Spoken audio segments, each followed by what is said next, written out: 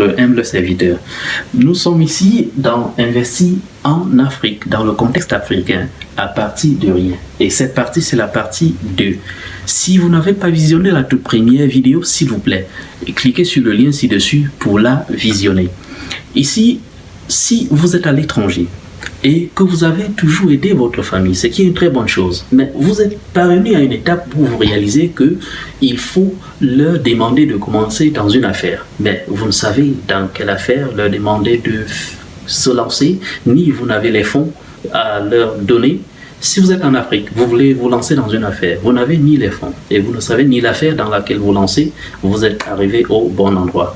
Dans cette vidéo aujourd'hui, je vais vous montrer comment est-ce que j'ai transitionné de l'étape numéro 1 à partir de 0 à l'étape numéro 2. Je vais utiliser une étude de cas pour vous montrer comment est-ce que j'ai vaincu la peur associée à la transition de l'étape connue numéro 1 à l'étape inconnue numéro 2. Et je vais utiliser 3 raisons. Je vais vous donner 3 raisons de transitionner de l'étape inférieure à l'étape supérieure comme illustration. Quitter d'une étape connue à une étape inconnue des affaires comporte certaines incertitudes. Et ces incertitudes, ça s'appelle la peur. Et j'ai utilisé 2 proverbes. Le premier qui est « Tout ce que vous voulez est de l'autre côté de la peur ». C'est un proverbe de M. Greg Baden. Et j'ai utilisé un deuxième proverbe qui est un proverbe à moi pour cristalliser cela. Et je dis, on ne peut pas connaître tout ce qu'on ne sait pas. Mais on peut utiliser ce qui peut être connu pour avancer avec assurance. De Landry Jatta. Ce que cela signifie, ce que cela veut dire est que nous ne pouvons pas connaître tout. Mais cependant, nous pouvons aller là-dehors à la recherche d'informations. Et avec l'information que nous avons recueillie, nous pouvons avancer avec assurance. Mais réalisez que je n'ai pas dit avec garantie, parce qu'on ne peut pas connaître l'information à 100%. On connaît un certain nombre d'informations, ça nous permet d'avancer. Et c'est très important de connaître ces concepts-là en avance. Je vais utiliser une étude de cas pour illustrer comment est-ce que nous avons fait notre transition et comment est-ce que la réussite a été faite. Alors, quand j'ai terminé mes études secondaires, mon frère s'était déjà installé dans une autre ville camerounaise où il avait commencé dans la vente des beignets avec la somme de 12 000 francs CFA qui représente à peu près 24 $ canadiens. Alors, il avait commencé en achetant la farine, en achetant de l'huile pour se lancer dans les affaires. Mais quand moi je suis arrivé, lui, il était déjà à peu près 150 000 francs CFA. Okay? Et nous avons réinvesti une partie de ce montant pour nous approprier certains matériaux pour que moi aussi je puisse me lancer. Alors, dans une période de 6 mois, après l'achat et après l'investissement, nous nous sommes retrouvés à une somme de 800 000 francs CFA, qui est à peu près 1 600 $ canadiens. Alors, ceci, nous l'avons fait malgré le risque que nous avions de perdre notre investissement initial. Eh bien, maintenant, je vais vous donner 5 secrets qui nous ont permis d'exceller dans la vente des beignets. Okay. Ce sont des secrets. Le tout premier, c'est l'huile. L'huile raffinée. L'huile raffinée donne toujours l'impression d'être un peu plus chère que l'huile rouge. Mais ce n'est pas le cas. Là, son avantage est que ça ne cale pas à la gorge et ça a un goût meilleur avec la farine. La farine, c'est vrai. Nous avons réalisé que dans la plupart des cas, tous les vendeuses de beignets utilisaient l'huile rouge. Nous avons donc utilisé l'huile raffinée pour nous différencier afin de vendre plus que les autres. Puisqu'en fait, l'huile rouge s'évapore plus vite que l'huile raffinée et en fin de compte, on fait les mêmes dépenses. Le deuxième point, c'est l'hygiène. l'hygiène, ok? Il faut être propre quand vous vous lancez dans la vente des beignets, c'est-à-dire être propre dans la présentation de votre produit et être propre dans votre présentation à vous-même. Vous seriez étonné des gens qui ouvriront des grandes barrières dans des grandes maisons pour venir acheter chez vous parce qu'ils savent que vous avez un bon produit et que vous êtes propre. Et aussi la qualité. Ok? La qualité, c'est vendre au client ce que le client veut. Quand nous sommes arrivés dans le secteur où nous nous sommes lancés, nous avons plusieurs choix de produits parmi lesquels nous pouvions choisir à l'époque. Nous, on aurait dû choisir les beignets soufflés, nous, on aurait dû choisir tout un autre genre de beignets. Mais nous avons réalisé que la relation qualité-bénéfice était plus bonne quand nous faisions juste les gâteaux. Ok? Et c'est cela que nous avons fait, c'est cela que nos clients désiraient. Maintenant,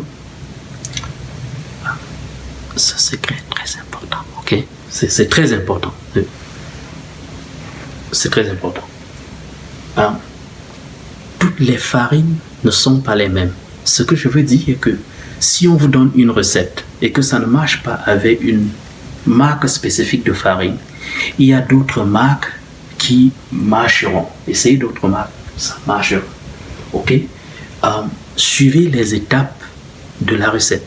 Si la recette dit mélangez d'abord les produits liquides et après vous mélangez les produits secs, faites-le. Ok? Aussi, ne pétrissez pas trop votre farine. Quand vous la pétrissez, pétrissez-la juste pour la mélanger. Dès qu'elle est mélangée, arrêtez de pétrir. Puisque plus vous pétrissez, elle devient tendre. Et c'est pas bon. Aussi, ne mettez pas votre farine dans l'huile quand l'huile est très chaude. Quand l'huile est très chaude, ça vous donne un produit tendre. Donc, dès que l'huile chauffe à un niveau où vous pouvez mettre le beignet et que le beignet chauffe avec l'huile ensemble, c'est là où vous allez le mettre et vous aurez un produit fantastique. Dernier secret. Tous les gens doivent connaître ceci, mais beaucoup de gens ne prennent pas le compte. Soyez à votre point de vente à l'heure. La vente des beignets, c'est une vente qui se fait très tôt le matin. Donc, allez là, soyez là très tôt. Vous verrez, si vous appliquez tous ces secrets-ci, vous aurez une vente très facile et vous vous en sortirez. Maintenant, nous allons passer à 3 raisons qui vous motiveront. 3 raisons pour lesquelles j'ai passé de l'étape inférieure à l'étape supérieure dans mes affaires. Ce sont les mêmes raisons qui vous motiveront de quitter de l'étape inférieure à l'étape supérieure. Raison numéro 1. Vous avez l'accroissement de votre gain. C'est-à-dire, nous étions, précisément moi, j'étais dans un environnement où j'étais porteur par le passé. Je faisais à peu près 50 000 francs en 2 mois. J'ai fait la vente des habits par le passé où je faisais à peu près 70 000 francs en 2 mois et demi. Et je suis passé à l'étape où nous avions fait 800 000 francs en 6 mois. Et aussi, la raison numéro 2, c'est la facilité d'action et l'augmentation de la base clientèle. Vous réalisez que nous avons fait un présentoir mobile qui nous permettait d'aller voir le client que de laisser les clients venir vers nous. C'est-à-dire ceux qui étaient statiques ne voyaient pas le client que nous sommes allés voir. Nous avons cet avantage-là. Et nous avons ainsi accès à plusieurs clients. Aussi, la 3e raison, c'est la motivation qui s'accroît. Au fur et à mesure que les ventes augmentent, nous voyons comment nous nous approchons à grands pas vers notre but. Voilà la 3e raison pour laquelle vous devez passer de l'étape inférieure à l'étape supérieure. Très bien. Nous allons passer à 5 étapes qui nous permettront de passer de l'étape inférieure à l'étape supérieure. Ok? Ces 5 étapes sont les suivantes. Obtenir l'information, c'est-à-dire étudier le niveau où vous voulez aller. Comme je l'ai dit par le passé, dans notre cas, nous savions que le niveau où nous désirions aller nous savions que les bénéfices étaient accrus dans la vente, dans tout ce qui concerne la farine. Ok? La deuxième chose, fais la projection de tes gains potentiels au cours du temps. Nous avions fait notre projection. Nous avons réalisé que quand nous faisions la projection, que nous pourrions atteindre 500 000, et ces 500 000, nous l'avons divisé en deux, qui était environ 250 000 francs CFA, qui pour nous, en ce moment, n'était pas assez, mais n'était pas un grand montant, mais ce n'était pas mal, puisque nous savions que nous avions revu nos prévisions au rabais. Donc c'était le pire des scénarios, 250 000. Mais nous sommes allés avec cette projection, nous sommes arrivés à 800 000. Okay? Troisième chose, mets en place une stratégie de différenciation. Ici, je vais rentrer sur un cas que nous avons vécu quand j'étais élève. Il y avait une femme qui vendait, au moment où on vendait encore les beignets, les fameux achomo, pour ceux qui le savent, au moment où on les vendait à 500 francs, il y a une femme qui s'était résolue de les couper en deux et de plutôt vendre 2 à 5. C'est-à-dire, devant elle, il y avait une telle file incroyable. Okay? Et pour nous, notre stratégie, c'était d'utiliser l'huile raffinée, okay? pour donner un goût différent à notre produit. Notre stratégie, c'était d'être propre, d'être là à l'heure. Okay? Donc, à toi, toujours concernant les étapes pour changer son business, allons-y à l'étape numéro 4. L'étape numéro 4, met en place un plan B. C'est-à-dire, si tout ce que vous faites ne marche pas pour une raison ou pour une autre, il faut avoir un plan B. Par exemple, nous avions plusieurs recettes quand nous avions commencé. Nous avions la recette des beignets soufflés, nous avions la recette des gâteaux, nous avons la recette des beignets tout court, okay? Mais nous avons réalisé qu'il y avait beaucoup de gens qui faisaient déjà des beignets simples. Okay? Ceux qui faisaient les gâteaux le faisaient avec de l'huile rouge, et les beignets soufflés, la relation dépenses-bénéfices était plus réduite. Okay? Nous avons donc choisi d'aller avec le gâteau et nous avons réussi. Okay? Maintenant aussi, sois prêt à faire un recul. Si tout ne marche pas, sois prêt à rentrer à l'étape inférieure, te ressourcer. Deux fois, des gens disent reculer pour mieux sauter. Donc, sois prêt à rentrer à l'étape inférieure s'il le faut, pour mieux te ressourcer, soit pour plus de capital ou juste pour voir quel autre secteur où tu peux te déployer. Okay? Maintenant, franchis à l'étape supérieure en douceur. Comme vous voyez, quand nous avons commencé par un présentoir, c'est-à-dire un pouce-pouce et une caisse là-dessus. Moi, je me suis lancé. Nous avons réalisé que ça marchait. Nous avions acheté un deuxième pour mon frère. Lui, il s'est lancé et ça marchait. Ce qui nous a permis d'arriver au résultat que je vous ai dit. Aussi, le fait que nous étions à deux nous a beaucoup aidé. Ok? Et ça nous a aidé à atteindre les revenus que nous désirions en un temps très court. C'est-à-dire en 6 mois, on a obtenu un revenu que si c'était chacun de nous, on aurait obtenu la moitié, au moins. Peut-être pas. Maintenant, c'est un secret. Ok. C'est un secret personnel. Ok. Secret numéro 1. Nous avons travaillé à deux, comme je l'ai dit au départ. C'est-à-dire, nous avons réduit le temps qu'il nous fallait pour atteindre notre montant, pour passer à l'étape supérieure. Secret numéro 2. Ok, numéro 2. Quand une personne n'était pas assez motivée, ou quand une personne était malade, je me rappelle un jour, j'ai dû faire toutes les ventes seul, parce que mon frère subitement était malade. Imagine s'il était seul et que le produit était prêt et qu'il n'y avait personne à vendre, ça devait représenter une perte. Donc, travaillez à deux et gardez la motivation. Soyez motivés. Troisième secret. Le client est roi. Le client est roi. Okay. Nous savions que le client est roi. nous avons donné au client ce que le client voulait. Ok? Quatrième secret.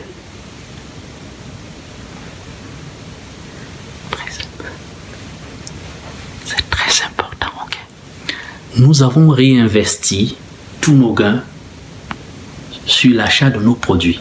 C'est-à-dire, si un sac de farine coûtait 1000 francs CFA, quand on achetait à la fois 5 ou 10 sacs, ça nous coûtait moins cher. C'est-à-dire, nous épargnions déjà à l'achat. Avant même de commencer à vendre, nous faisions déjà des bénéfices. Ok? Nous sommes maintenant arrivés à la dernière partie de cette vidéo et je vais faire mes dernières recommandations. Comme je vous l'ai dit dès le départ, ceci c'est toute une série de vidéos qui montrent comment est-ce que vous pouvez commencer de rien et vous lancer dans les affaires dans le milieu africain. La toute première vidéo a déjà été mise à disposition. Maintenant, je vais passer à mes recommandations. Pour transitionner de l'étape 1 à l'étape 2, s'il vous plaît, restez dans votre couloir d'activité. C'est-à-dire, si vous faites dans le beignet, restez dans le beignet. Si vous faites dans la revente, restez dans la revente. Ne changez de secteur d'activité que s'il le faut absolument. La raison, c'est que vous avez déjà assez d'éléments dans votre secteur d'activité pour vous permettre d'avancer en sécurité. Recommandation numéro 2. Ne gardez pas, ne donnez pas votre argent à un membre de la famille ou à quelqu'un d'autre de vous aider à le garder. D'ailleurs, il serait mieux pour vous qu'il sache que vous n'avez rien. Réinvestissez vos bénéfices dans votre matériel. Ça vous permettra d'acheter le matériel moins cher et vous permettra de faire les bénéfices à l'achat. Alors, la version anglophone de cette vidéo serait disponible. Cliquez sur le lien ci-dessus pour y accéder. Mais si le lien n'est pas là, revérifiez sous peu. Je vais mettre le lien pour vous afin que vous y cliquez. Abonnez-vous pour ne pas rater les prochaines vidéos. Et merci d'avoir visionné.